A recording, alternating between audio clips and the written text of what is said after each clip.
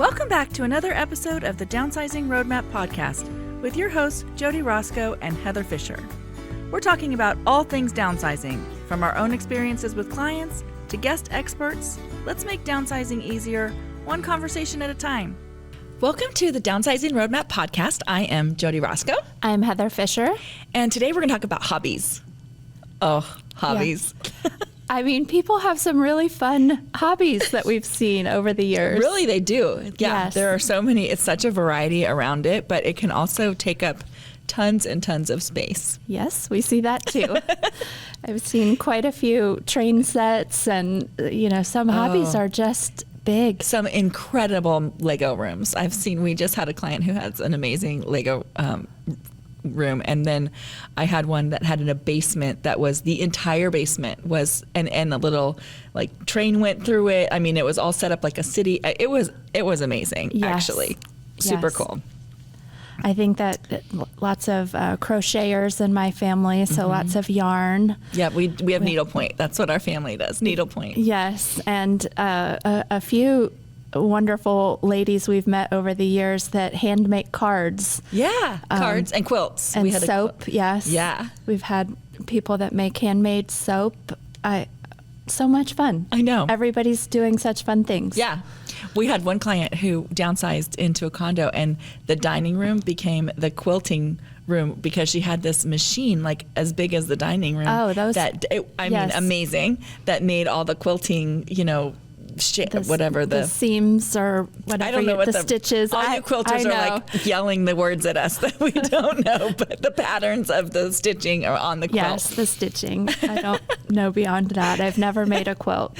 Yes, but yeah, super cool. So, I mean, she figured out a way to make that work because she was really still into it and still doing it. I had a neighbor that was very much into quilting, and the front room, like the formal living room was like shelves, just the beautiful colors of the folded fabric. It looked like a fabric store, but it was beautiful too. There was so much that she had, and she made beautiful work. But when you're thinking of downsizing, those hobbies might need downsized a little bit. Well. Yes. So that's what we're going to talk about today. We had a client that sewed too that I know she had bookcases, and it was like the whole bookcases in the basement were, like you said, all those beautiful fabrics, color coded, like rainbow. Really, yes, very cool. Sorted, yes. Very cool. So, first of all, let's just talk about why hobbies are important. I mean, we have some statistics on that. People who have hobbies are 34% less likely to suffer from depression, which I think is super interesting. You have like something that interests you and you're doing a purpose. Yeah, exactly. So that's reading or gardening or, crafting or whatever it is that also lowers your cortisol or your stress hormones. So kind of gives you that like, okay. Yes. And I know like you and I both we watch TV, but we cannot just watch TV. We have to be doing something. Multitask. I am not just a TV watcher. And so that's that kind of thing. Like if you did the cross stitch or, if you were like, we play games too. Yeah. I think it's funny that our stuff, we've been talking about stats where too much stuff raises our cortisol, and then using the stuff as a hobby, brings it down. So it's an even playing field. So that's the solution. Well, right? I think it just needs just enough stuff to get the hobby done without having it be like so crazy. Yes. Okay, so that's one thing. Also, it is improved physical health. So studies has shown that people who are regularly engaged in hobbies have better sleep, lower blood pressure, and fewer chronic health complaints.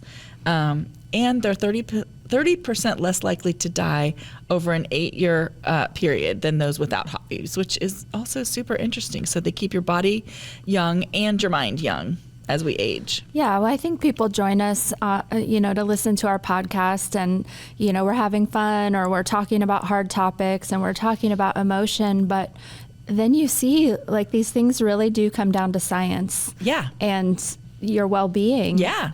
On a lot of these topics, and that's so fascinating to me. Right. It all weaves together. Yeah. Another one is social connection and loneliness. And so if you find a hobby that you guys do together, like book club or, sewing together or crocheting together or any of those things, walking, any of it, that it will create a connection with other people, which is also really important for your health. Yeah.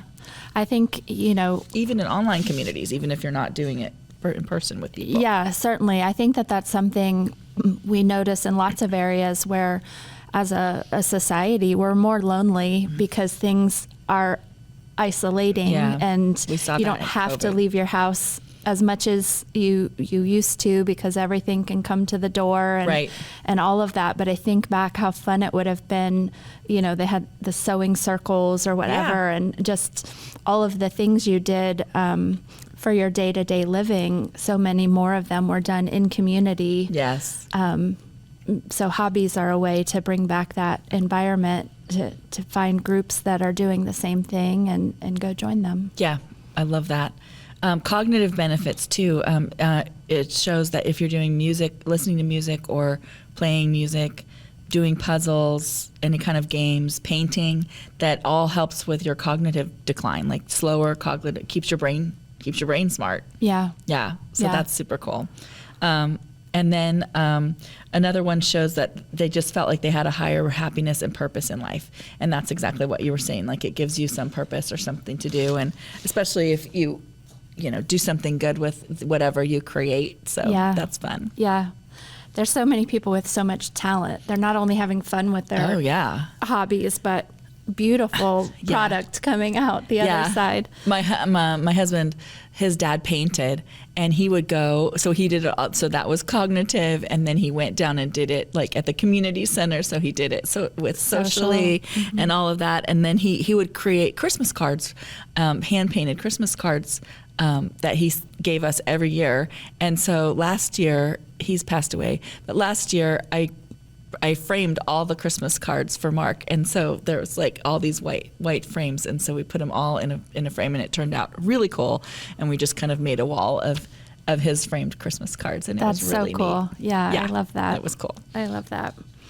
So when we're talking about hobbies, I think we definitely want to keep hobbies in our life. Yeah. We do not want to say downsize and get rid of all your hobbies. We're not saying that. Yes. So maybe we can talk a bit about, how to decide which hobbies. I think sometimes we have abandoned hobbies.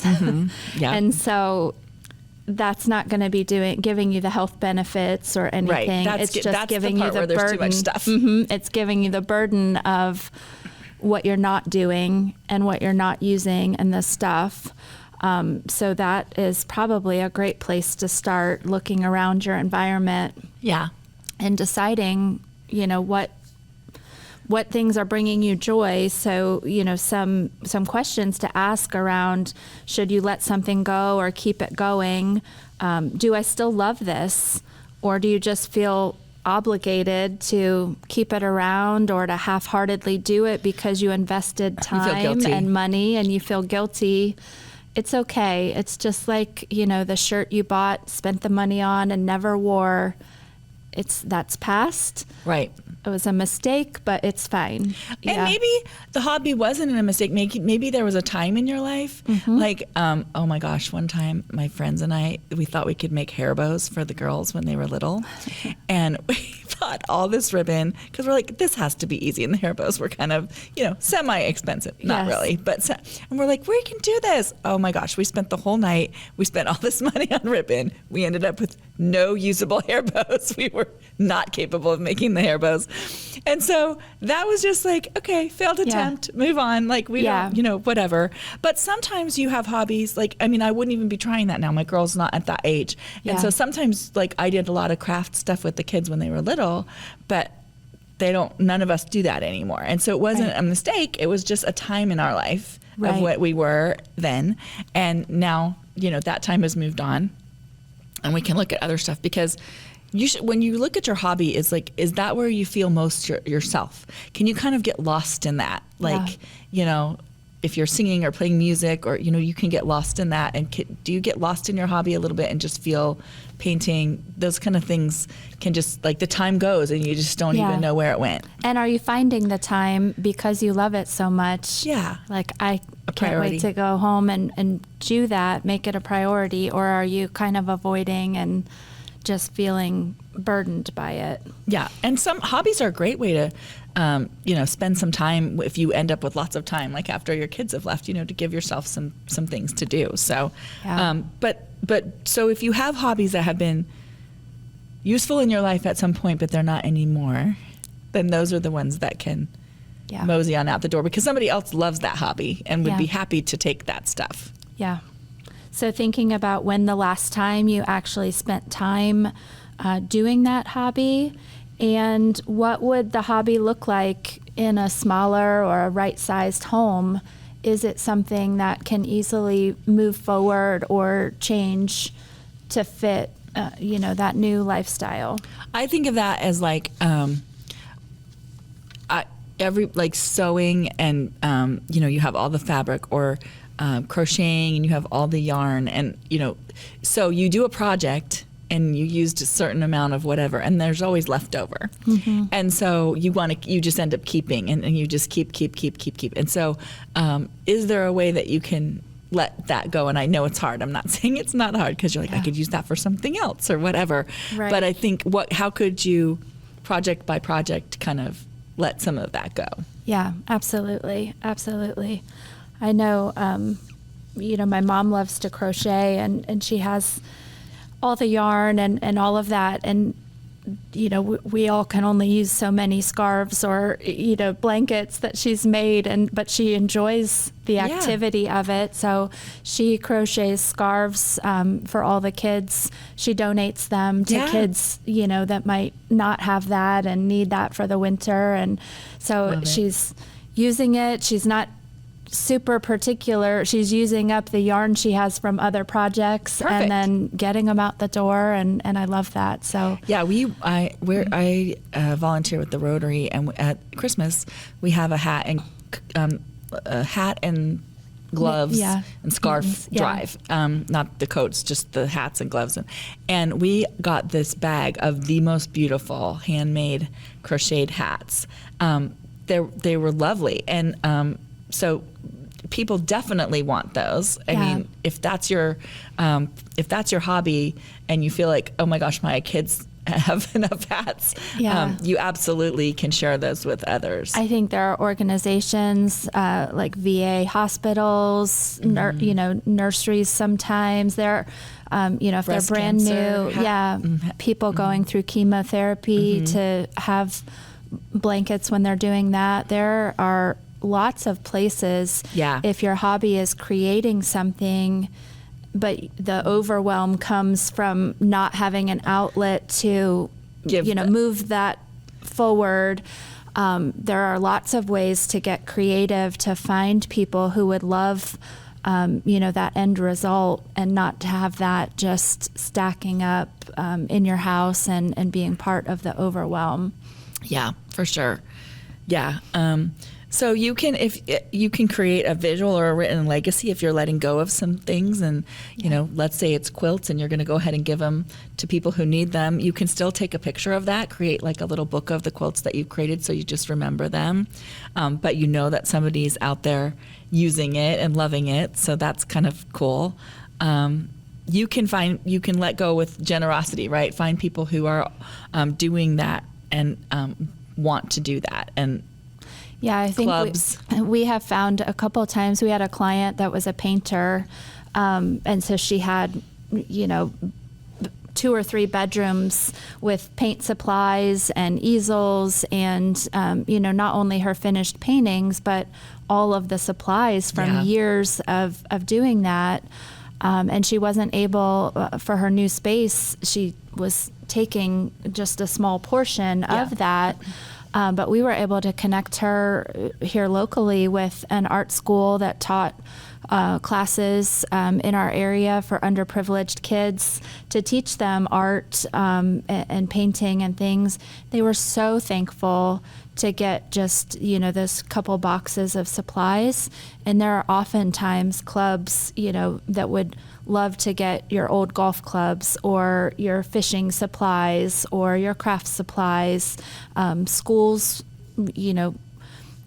if you have stuff left over from when your kids were at home, or just a lot of scrapbooking or just a lot of craft supplies that end up being kind of random. I have a this little stack bit of colored paper and these pom-poms and this, this and that. A lot of times teachers are very grateful because that can be just such a grab box for different projects to fill that void without having to buy new supplies. Yeah. Senior centers, same thing they do. A lot of times they'll have craft classes and, have things that they want, maker spaces. Like at the library here, we have a library maker space, which we still need to go to. Yes. Allison on our team has been there a lot, and we just can't wait to go see what it all looks like. Yeah. So there's definitely places to donate it to where it's going to go to really good use. And that lady that had given her paint supplies, that was such a win-win because she was so happy. Yeah. She felt so great about that. And then the kids felt great, the teachers and the kids felt great about it too. So that was such a win-win. Yeah, I think when we're talking about donations frequently on our episodes, there's lots of great organizations in many cities that are just that kind of general donation. Like what could someone else use for a standard household? And so you're giving pots and pans and blankets and all of that, and that's wonderful. But there's these unique categories where it doesn't feel the same to give all of your art supplies to a general donation bin because it's just not targeted, and the odds of it landing in the right hands and getting the life that it has and the love that you have in that used again isn't always the choice that feels the best. So I love when we can help connect the unique thing with an organization that might want it and put it to use. Train collections, I said we've come across a lot of train collectors, but there are groups, I'm sure, in every city that would love that and that we've been able to connect. It feels very rewarding, and it makes it easier to let go. Yeah, because that next person loves it as much as you did and can put it to use. Or a lot of those situations, those supplies get used to teach the next generation to love whatever it was. Which is amazing. You're carrying on that legacy of the hobby and teaching new kids how to golf or how to, love the train sets or whatever it is. You're passing that on. Yes. Yep. In our family, it's needlepoint, and so my Nana needlepointed, and my Aunt Karen needlepoints, and so I used to, and then I stopped, and so I just picked it up again, and Maddie is doing it with me. Well, we're doing separate ones, but we've decided to make belts, so they'll be useful in the end. And so it's fun to see her start to do it as well. So it's kind of fun. Absolutely. My daughter skipped over me. I never took the time to learn how to crochet, but my daughter does, along with my mom, and they're constantly comparing and helping each other. And my daughter's of the age of YouTube videos and things so she was taught a lot through that, and she turns around and shows my mom new ways to do things, even though she's very skilled herself. So fun. It's really cool to see how those can be passed down in families. But if that's not the case, there's that same reward from clubs and places you could teach a class on something. If you really have a skill, you can put yourself in that role of leading a group of young people or your peers. Senior centers and schools and lots of places would love to have classes on things that you know how to do and keep those skills going. I tried knitting once, and I'd have too much stress apparently because I would start and it would just get tighter and tighter until I couldn't move the needles anymore. And then I'd pull it apart and start again, and I needed somebody to teach me that because that was not something that I could get on my own. Yeah, I did try that once and got, a few inches of a scarf or something, and then accidentally it was all unraveling, and I don't even know what I did, and didn't have the patience at that phase in life to go back. Yeah. I was back to needlepoint after that. I did cross stitch when I think my neighbor taught me. Gosh, I remember being like middle school age, and my neighbor taught me. Fun. and I broke my arm, and I had to I had to wear the sling from the doctor, and she cross-stitched like my name and a design on my sling, and then ended up teaching me how to do it after my arm was healed and all of that. She was the one who taught me, and I did lots of projects. And when my kids were born and were babies, and I was home with them, and they were still, babies, so they napped a lot and all of that, I did some pretty big projects, and I'm not sure my life has the time for that, but I did come across my one box of supplies recently as I was cleaning out some things, and I had to open the box to know what was in it from when I last moved, and then I was like, oh, there it is. And I'll admit, I did pause and say I need to, it's kind of a maybe box. I said I need to revisit this before we're headed to the donation center in an hour. Well, and I do think sometimes you can pick things back up again, but and maybe you need to rediscover it in a different way. Maybe you need to go take a class or do something to kind of give yourself a little revitalization about it. Yeah. Okay, so if you're trying to take it into a smaller space, what kind of things can you do to scale it down? So kind of think about how organizing, really to get it very organized, that could be. Could you do that on a folding table that would then fold back up and go somewhere in a closet or something, so it's not necessarily just out in a room all the time if you don't have a specific hobby room in your new place? IKEA has like rolling cart crafts, or some of the crafting stores have rolling carts where you can organize everything and kind of put it in a cart that it could roll away, maybe, or stackable bins that it could go into a closet or something. You could pull it out. I love when you can, especially the rolling cart, but when you can put it out of sight when you're not doing it, and keeping true to that, clear spaces for that clear mind, and you're not feeling overwhelmed by trying to share one room with too many purposes. Yeah. You can slide it away when it's not time for that. Yeah. And then sometimes you can create like a dual purpose room. Like it can be your craft room and your guest room. Yeah. So maybe it has a pull-out couch or, something like that, but you also can have a desk that folds open, or, has storage that you can close it off, and then so you can kind of create a multi-purpose room. Or maybe you can put your painting easel in your dining room and then take that back down. Yeah, I think it works well when the second purpose of a room is not every day. Yeah. Like that, when it's the guest room. Right. It's there when needed, but the main purpose can be one thing. Yeah, Mark's dad, in their house, they had a ranch that had a little area that was like a sunroom, and he loved to paint there. So yeah, little designated corner works because it was just the light. As well. He loved the light. Yeah, it was just in the corner. Yeah, they had their breakfast kind of table there, but he liked the light there. Yeah. If you're going to have a garage in your next place, is there room for a smaller workshop, one workshop bench versus what you might have had in a larger space? How can you scale that down? Mm-hmm. And you can do some things you can do digitally. You can switch to, drawing on a tablet. That's so different than drawing with actual things. So you'll have to decide if that's for you. But there, you could potentially do something like that. You can, scan your collections and kind of, know what those are that way. Yeah.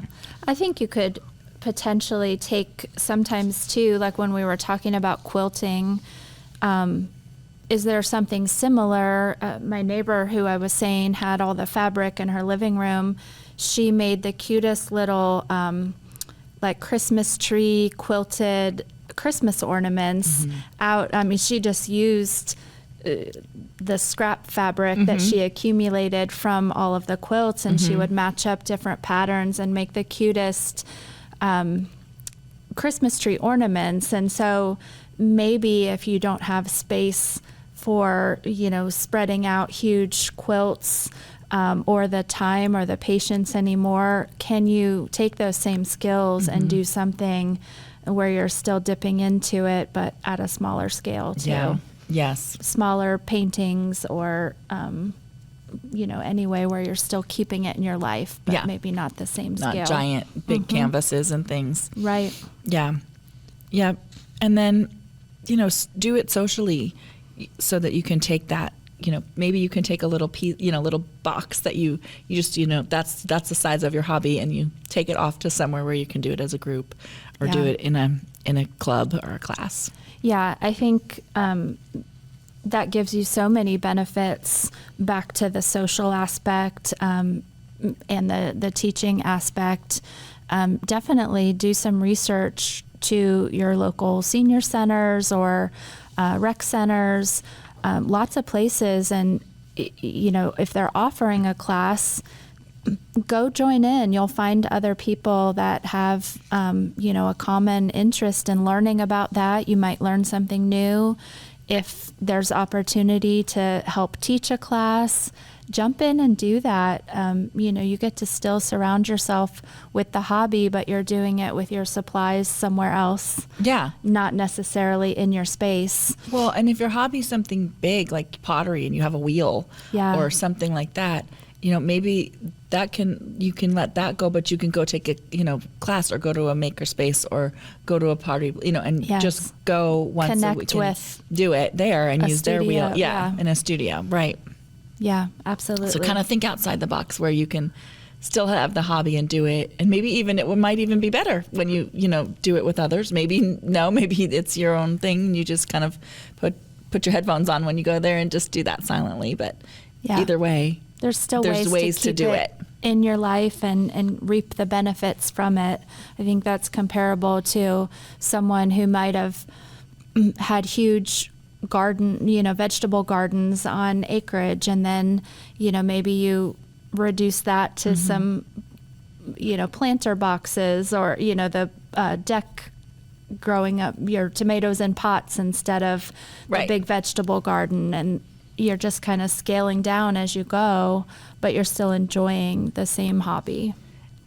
Some of the hobbies we find that people have trouble letting go of ones that they used to have, and they don't want to let go of that idea of it.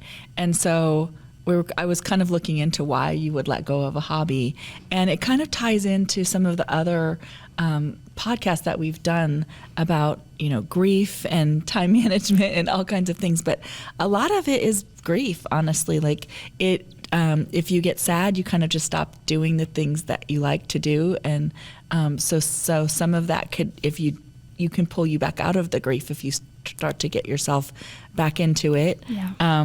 Some of it is, it's painful because you gardened together, or the garden reminded you of this person, or that hobby somehow reminded you of that person, and now, again, like you're struggling with it. So just kind of be cognizant of why you're holding on to it, and is it because you genuinely think you're going to pick it up again, or is it because you just can't let it go for some reason? Yeah, grieving a season of life that's no longer there. Yeah, and that's okay, and just realize that, and then pick the hobbies that give you that joy and give you that energy, and let you keep moving forward. So just a little thought about why sometimes they get stuck in a corner, but then we still can't seem to let go of them. Yeah, and I think that that you saying that reminds me, sometimes it's a great opportunity to really just switch to something new. Yeah. So you're not grieving that it's not as grand, as big of a scale as it was, or you can't physically do it as well or whatever. It's just the opportunity to fill that space with learning something new. And it's never, we're never too old to jump in and. Yeah. I think crafty people are crafty in a lot of ways. Mm-hmm. I think they're easily to pick up a different crafty thing. Yeah. I think that's easier for people. Yeah. And just different ways you can plug in and just try something you've never tried. Yeah. So if you're struggling with hobby, like I think of it as like little kind of areas that you're just like, can't do that, can't, like just kind of hobby Yeah. clutter. Yeah, hobby clutter is the right way to put it. Yeah. But I think it's the time to get real with yourself and ask a lot of the questions we've talked about. Why is it still there in the house? Are you enjoying it? Are you using it? It might be all great status quo then.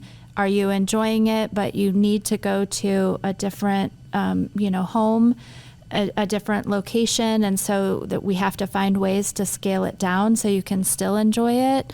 Is it just something that, you're feeling guilt over? You used to do it, and now you have all that stuff, and you spent all that money on it, Yeah. and it's not your thing anymore. It's somebody else's thing. They will be so happy to have it. Yeah. Let them have it and pick something that you're going to do. Yeah, and if it's just, I don't do that anymore, not really attached to it, but I just don't know what to do with it, that's a problem we can help with as well. So, that's looking at creative donation resources or creative ways to move that on to someone who will love it. So we have a lot of resources on our website at downsizingroadmap.com, but if you have something special, reach out to us and we'll see if we can figure out how to help.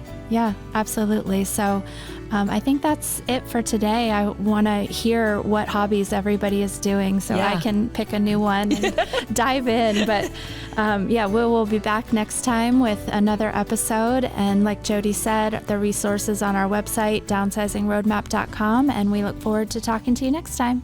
Thanks for joining us on the Downsizing Roadmap Podcast. If you found this episode helpful, be sure to subscribe, leave us a review, and share it with someone who might need a little downsizing inspiration. Have questions or ideas for future episodes?